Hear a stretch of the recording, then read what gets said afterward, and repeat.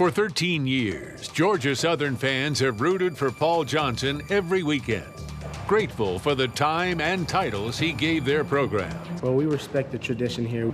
But not this weekend. Tomorrow, the coach who once worked the Eagles sideline will be across the field. An old friend, a GSU Hall of Famer, no more than the man to beat tomorrow as Southern goes up against Georgia Tech. When you get out there, it's going to be Georgia Tech 2014 against Georgia Southern 2014.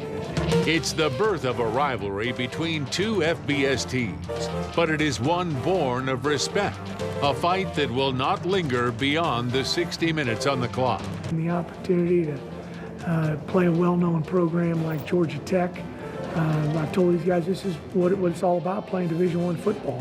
In Columbia tomorrow, the opponents will be just as familiar, but far less friendly, with the Georgia Bulldogs out to resume a special season, and the Carolina Gamecocks desperate to save theirs. We're going to come out swinging. We're going to throw the first punch. The gloves will be coming off in week 3 of the college season, and we'll get you ready for it on Tailgating with WTOC. Good evening and welcome to a rainy downtown Atlanta, and welcome to Tailgating with WTOC. This storm rolled in about an hour ago, but it has certainly not dampened the party at the Varsity. Good evening, I'm Tim Guider alongside Syria Sandlin. We are live at the Varsity for a Georgia Southern pregame party, the Eagles and the Yellow Jackets tomorrow. Yeah, we pretty much had sunny weather all day long. About 45 minutes ago, the storm started rolling in, but that is not stopping the party here at the Varsity. We've got a great crowd here of plenty of Georgia Southern people ready to cheer on their Eagles tomorrow against an old friend. Exactly. You know, a lot of these fans made their ride up 75 today, up 16. A lot of them are from here in Atlanta because there are actually as many Georgia Southern alum in Atlanta as there are in Statesboro, actually more. Yeah, they have a huge, strong alumni base, and I think that's pretty obvious today. Despite the nasty weather, we got a lot of people turning out for what's going to be a great game tomorrow. It absolutely is. And, you know, it's a significant game for Georgia Southern. This one has been planned for several years, and it's going to be one where they go up against an old friend, their former coach, Paul Johnson. Yeah, that's exactly right. He left Georgia Tech 13 years ago, made a pit stop at the Navy, and now? Yeah, you know, he is a member of Georgia Southern's Hall of Fame. He is the second most winning coach at the school behind Irk Russell, won 2 national championships, really helped build that Georgia Southern triple option offense that we are so familiar with. And he's going to be on the other side of the field tomorrow, and the Eagles are looking forward to proving themselves against and to their former coach. I don't know Coach Johnson real well. I've heard a lot of fantastic things about him. He's done a tremendous job every place he's been at. And I know they're going to be well coached. Well, we respect the tradition here. We understand it's very important for Eagle Nation and this community. So going up there, it's going to mean a lot. Paul Johnson, he coached here, and we respect him, and we feel like they have a great team, and we know they have great coaches. There is some Southern ties. The couple times I've met Coach Johnson since I've taken the job here at Georgia Southern, he's been very complimentary about Statesboro and Georgia Southern. You know, Paul Johnson is responsible for a lot of that tradition and history at Georgia Southern. He says he's going to treat this like any other game, but how can he? Yeah, it's really going to be something that he has probably got to be very nervous about, seeing a lot of old familiar faces. And I think we're going to send it now over to Dal Kennedy. We've got a lot of guests in this show. One of them, a very familiar face right now at Georgia Southern. Yeah, one of them who made it through the rain tonight, and a little bit of traffic that built up as well. Dal, who you with? Cue up the rainy night in Georgia because it is definitely pouring all over the world. Joined inside here with Dr. Brooks Keel. Plenty of fans are up here. Just a few days ago, Georgia Southern making history in and around Statesboro with a Day for Southern. Oh, absolutely. One of the largest Day for Southerns we've ever had, and that just shows you the tremendous support we have for Statesboro and Bullitt County, what that means to this university, and the ability that's going to give us to really have an impact on students is just absolutely tremendous. Go ahead and brag some numbers. Drop some numbers if you want to. Well, it's 2.2 million, I believe is what it is, and that's not bad for an opportunity to have the folks in our community really chip in. Taking this university from just southeast Georgia, they just talked about the base up here, the alumni. Part of that drawing from the Atlanta area for students. How much is the focus bringing all of Georgia down to Statesboro? Oh, it's huge. We're still getting a little over half of our students come from the greater Atlanta area. We have thousands and thousands of alumni that live here. This is really a home game for Georgia Southern as much as it is for Georgia Tech. And we plan to make it a home game for us. We're going to have a lot more fans up here, I think, than anybody really ever recognized we'd have. Our fans are the best in the world. They travel like crazy, and we're going to have a lot of blue in that stadium come tomorrow. Let's talk a little bit. From the time you came here, you mentioned athletics being the front porch of the university. Now the FBS move is here. What changes are we seeing, including a contract with a certain soft drink company that calls Atlanta home? What have we seen since that announcement? Well, we knew all along if we were able to take our team and give them an opportunity to perform at the highest level on the national stage, it would allow us to take the whole university on the national stage. And that's one of the reasons we're really excited about moving to the FBS. It gives us a chance to tell the rest of the world what everybody in Georgia, especially South Georgia, has known for about 107 years now. And we're already seeing the benefits from that. The partnership we have with Coca-Cola is a great example of what we are now able to offer companies and to be able to offer deals like this. When you have two ESPNU games, it's one thing to tell the company you're going to have 25,000 fans looking at their logo. It's another thing to say you're going to have 75 million households, and it's a great opportunity to take that Georgia Southern Eagle and put it all over the world. And that's definitely where it is going. Listen, Dr. Brooks Keel joining us right now, and when we come back, you're going to learn about one Eagle that spent an inspiring summer. You're going to hear his story coming up. Closed captioning sponsored by Carl Gregory, home of the Ram Truck Challenge.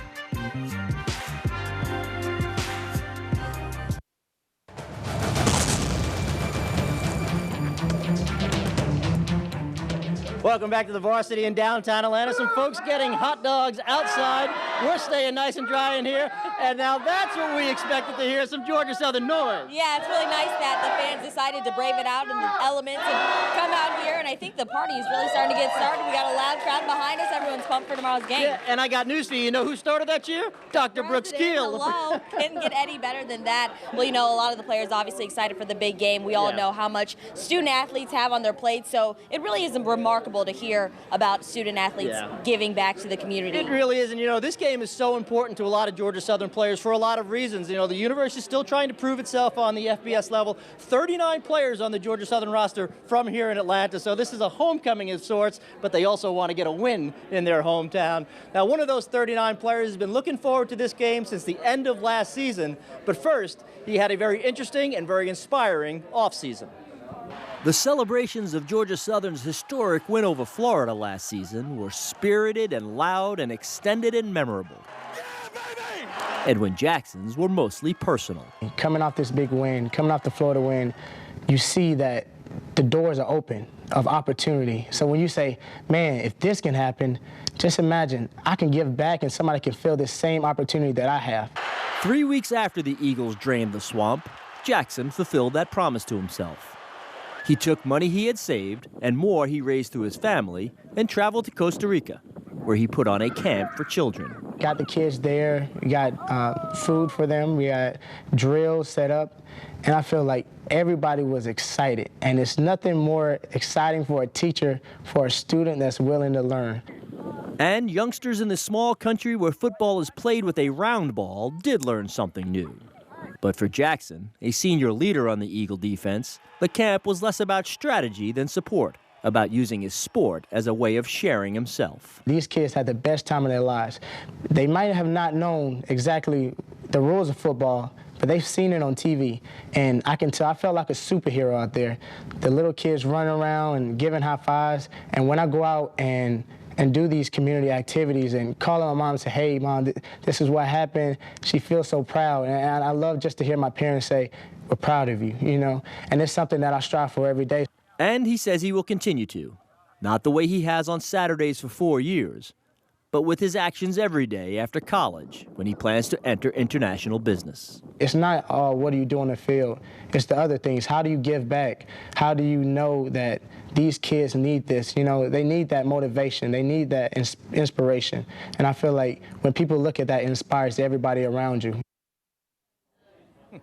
Well, Edwin's minor is Spanish. He did the entire camp in Spanish. He says that's really going to help him when he enters that world of international business. You know, something he probably wasn't worrying about down in Costa Rica is traffic. A lot of it happening right now in Atlanta. Rush hour just about over, but there's still plenty of cars inching along on the road. We're going to send it now over to Dal Candy to talk to somebody who knows a little bit about traffic in the Department of Transportation. Dal? You look out there at that sea of lights, Syria, and you see in Atlanta everything connects to the commute. It connects from getting from point A to point B. And one of the folks that helps make that happen, Russ McMurray, a 1991 graduate from Georgia Southern. What is it like working up here and dealing with Department of Transportation, chief engineer for Department of Transportation? What is it like working up here? It was absolutely an awesome experience, and started right at Georgia Southern, getting a degree in engineering, civil engineering, and working with really 4,100 people from the Department of Transportation throughout this state to really try to make a difference in what we do. You look out the window now and see the traffic sort of backed up due to this storm that's rolled in, but it's a challenge each and every day across this state to try to take care of the transportation needs for the citizens of the state.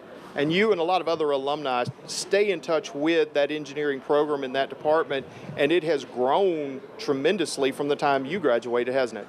Absolutely. We're so proud of the engineering school at Georgia Southern, Alan E. Paulson, the engineering school and information technology. It's grown so much, and I'll tell you, it's such a quality education. I can compare my education that I got at Georgia Southern to anybody. I get to interview a lot of people, some from just right across the street over here, and across the southeast, and the education you get at Georgia Southern stacks up among the top in the nation.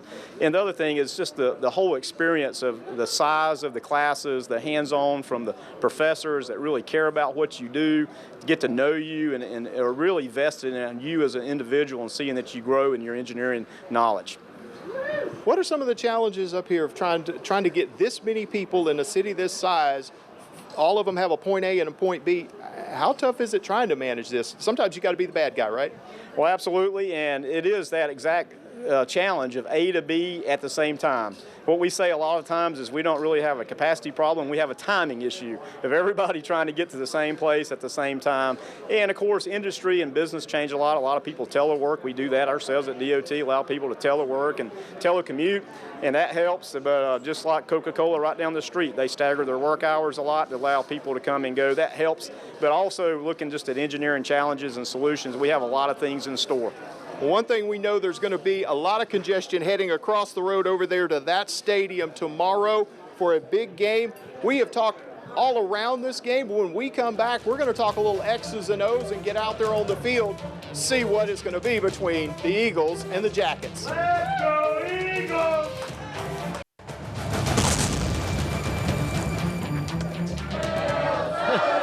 The Eagles have landed in Atlanta, and they have taken over an Atlanta icon here at the Varsity. Yeah, it's a good crowd. You know, it's raining outside. It's pouring, actually, but they're not letting that ruin the fun in any way, shape, or form, as you can tell by the crowd behind us. I mean, there's a lot of them here tonight. There's going to be a lot of them at Bobby Dodd Stadium tomorrow for a noon kickoff. They're expecting 50,000 fans at that game, and a lot of them are going to be Georgia Southern fans. Yeah, that's right. A sold-out game, nearly a sellout game, taking on Georgia Tech. They won last week 38-21 over Tulane. Quarterback Justin Thomas had 1 interception and 2 fumbles. This is going to be a great game to watch. You know, Tech hasn't really pulled away from either of the two teams they played. Southern did that a little bit last week when they won 83-7 against Savannah State. 12 touchdowns, 10 on the ground, did not punt in the entire game. Savannah State didn't cross midfield till the third quarter. It was a whitewash from the start, and it was a long game for Savannah State, but a very good sign for the Eagles, who come into this game probably a little bit closer to Georgia Tech than a lot of fans think. Jackets better be prepared for them, and both coaches know their team's going to have to play well to win tomorrow. You know, in the Southern Conference, there's some games that you played, and, there was a wide margin of error that you could maybe not trot your A game out and still be able to win. That's not the case now. We're going to have to be sharp in all 3 phases and bring our A game each and every week, playing a full slate of Division I ball games. This is a game against Georgia Southern that, as I've said before, I think they've wanted for a long time. And it's finally on the schedule, so they're going to get their opportunity, and we need to be ready to play a good game because they got a good football team. They got a lot of good athletes, some good team speed, and I'm sure they're going to come in here and play very hard. Well, we have got got Georgia fans still showing up here at the Varsity. They are excited for this game tomorrow. Yeah, we just saw some people sprinting outside from the rain, obviously ready to get things going tomorrow at noon. All right, well, there's a big game here tomorrow. There's also a big game in Columbia, South Carolina that we want to pay a little attention to. When we come back, we're going to take a look at Georgia, South Carolina tomorrow afternoon.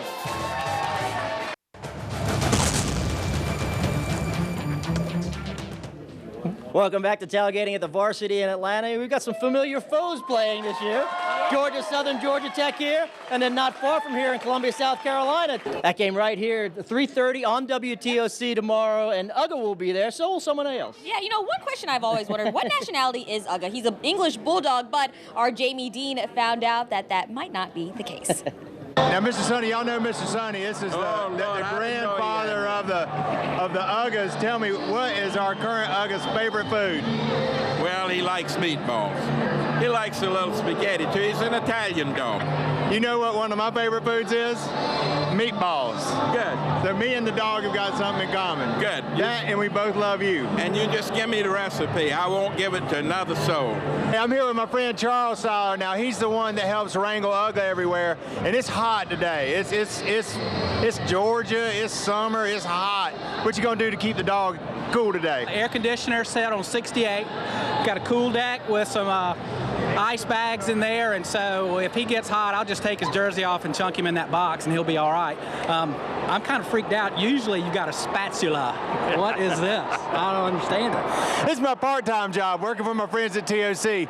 I've always wanted to figure out how I could get closer to the dogs, and it turns out carrying around a microphone does a pretty good damn job. Well, enjoy talking to you. Well, look at here. If you can, make me some room in that doghouse. It's hot today. I might ease in. You know where we are. I do. All right. Good to see you, brother. Thank you.